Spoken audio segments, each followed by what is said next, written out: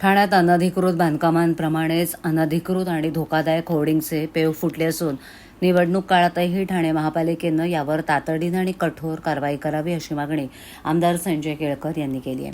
घाटकोपर इथे अवाढव्य होर्डिंग्ज कोसळून 14 जणांचा मृत्यू झाल्याची दुर्घटना घडली.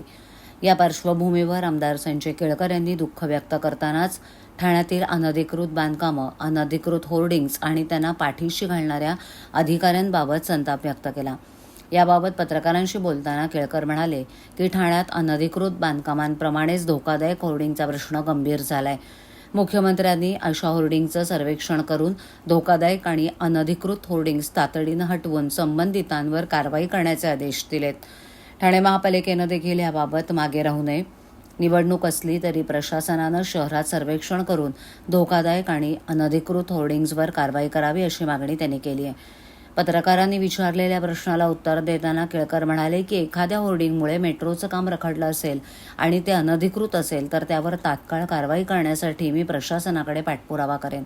अनधिकृत बांधकामांवर मागील काळात तत्कालीन आयुक्त अभिजित बांगर यांनी कारवाई केली, पण संबंधित दोषी अधिकाऱ्यांवर कारवाई झाली नाही. अशा इमारती काही काळानंतर दुर्घटनाग्रस्त होतात आणि निष्पाप नागरिकांचा बळी जातो. अनधिकृत बांधकाम प्रकरणी दोषी अधिकाऱ्यांवरही कारवाई करण्यात यावी अशी मागणीही केळकर यांनी केली आहे.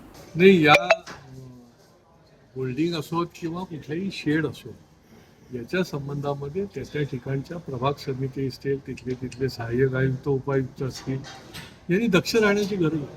आता झाडं पडली, काल एवढा पाऊस आला, रस्त्यावर सगळीकडे जवळजवळ 2 डझन ठिकाणी झाडं पडली.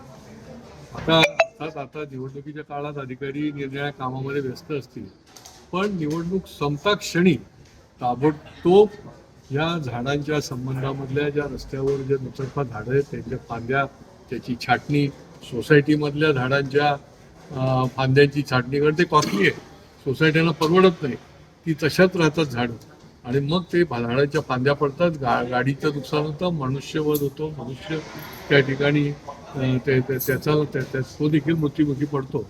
आणि त्याच्यामुळे 20 तारखेनंतर ताबडतोब पहिल्यांदा कुठलं काम करायचं असेल तर नाले आणि हे वृक्षाची छटाई